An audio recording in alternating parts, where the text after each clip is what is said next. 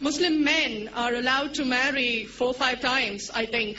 So I actually don't see any logic in this because I believe it's one man, one woman. That's the institution of marriage. So please clarify. Thank you.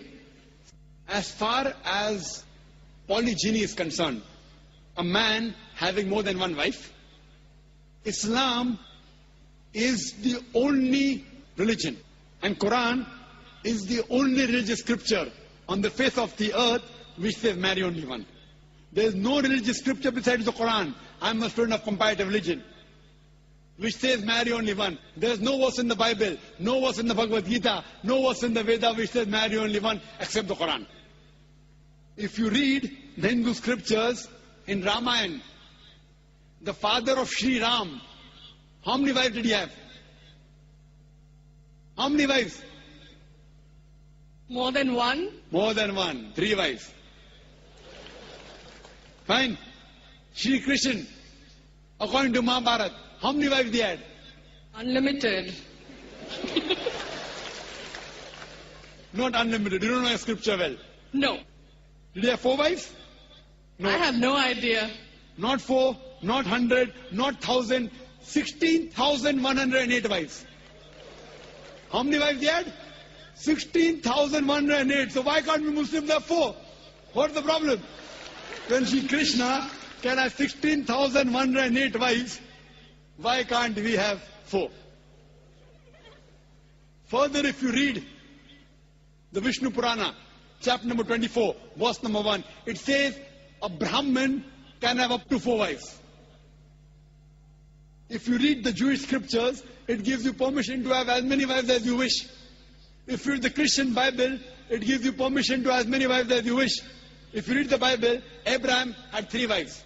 Solomon, how many wives he had? He had 700 wives. It is later on, the church has put a ban that Christians should marry only one, not the Bible. It is the Jewish community married more than one wife. It was in 1950 that chief rabbi passed a synod that Jews should marry only one.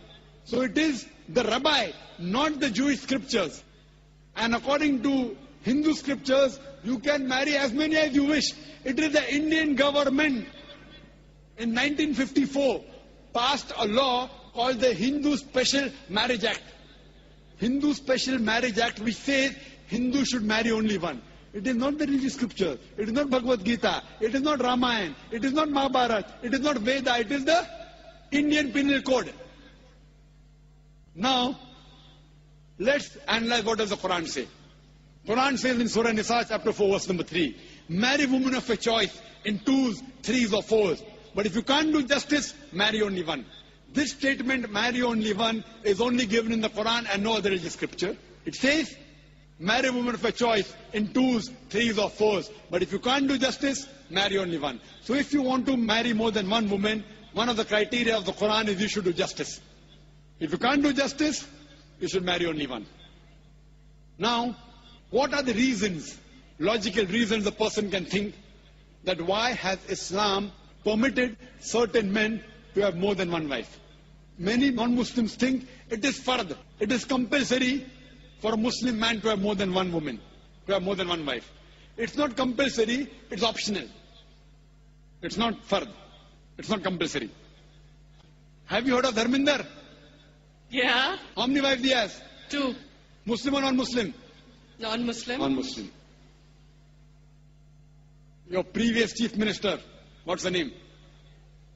Jayalalitha. Yes. Hindu or Muslim? Hindu or Muslim? Hindu. Hindu, fine. Now these are famous personalities. Fine. How many famous personalities you know in India who have got more than one wife? Now let us understand what are the logical reasons. Come back to logic now. Now, by nature, if you ask any medical doctor, he will tell you, male and female are born in equal proportion.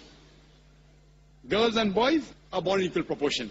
But any medical doctor, any pediatrician, any children doctor will tell you that the female sex, the female child is stronger than the male child. That's the reason there are more deaths in the male children as compared to female children. So in children's age itself, the female children are much more than the male children. As life goes on, there are people dying due to accidents, due to alcoholism, due to war. There are more males dying as compared to females. Today, if you analyze in the world, there are more females in the world as compared to males. There are few third world countries like India where the male population is more than the female population. And do you know why? The reason is because of female feticide and female infanticide. According to an article, a program which came on BBC by the name Let Her Die, the program was Assignment. There was a British reporter by the name of Emily Buchanan. She comes to India and she says that every year in India, more than 1 million fetuses are being aborted after they identified that they are females. She says more than 3,000 every day. You multiply, more than 1 million every year. According to the Tamil Nadu government hospital report, she gives the statistics, out of 10 female born alive, do you know how many are put to death? 4. Sister, did you know that? Tamil Nadu, your state, your beloved state, according to the government statistics, out of 10 females born alive in the government hospital, 4 are put to death. There are billboards put in Rajasthan and here, which says that spend 500 rupees and save 500,000 rupees. You know what does it indicate? Spend 500 rupees, do ultrasonography, do amniocentesis, identify the child you are carrying is a female, abort her, and save 5 lakh rupees, 500,000 rupees. Maybe a couple of 100,000 upbringing her, and the remaining 100,000 in dowry. If you stop this evil practice in India, our beloved country, stop the female infanticide, stop the female feticide. Even in India, the population of female will be more than the male population. If you see the rest of the world, if you see New York alone, there are 1 million females more than males. In USA alone, there are 7.8 million females more than males. In UK alone, there are 4 million females more than males. In Germany alone, there are 5 million females more than males. In Russia alone, there are 9 million females more than males. And God alone knows how many millions of females are more than males throughout the world.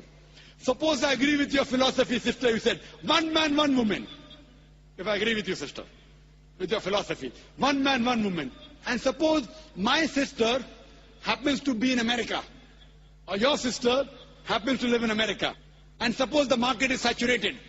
1 man, 1 woman, saturated. Yet there will be 7.8 million females who will not find life partners. 1 man, 1 woman. Now the option for these 7.8 million females is either marry a man who already has a wife or become public property. You say, Dr. Zakir Naik, public property, such a harsh word. Sister, it is the most sophisticated word I can use. I cannot use a more sophisticated word than public property. According to the Statistics of America, do you know, on an average, a man, before he settles down with a wife, he has 8 different sexual partners. Do you know that? On average, 8. Some may have 1, some may have 10, some may have 28 sexual partners before he settles down with one. So the only option remaining, so if my sister happens to live in America, or if your sister happens to live in America, and the option is given to her, and suppose the market is saturated, every man has found a woman for himself. And unfortunately, my sister, or if your sister happens to be one of the women who has not found a life partner, the only option for them is either marry a man who already has a wife or become public property. Any modest woman would opt for the first. Sister, what would you opt for your sister?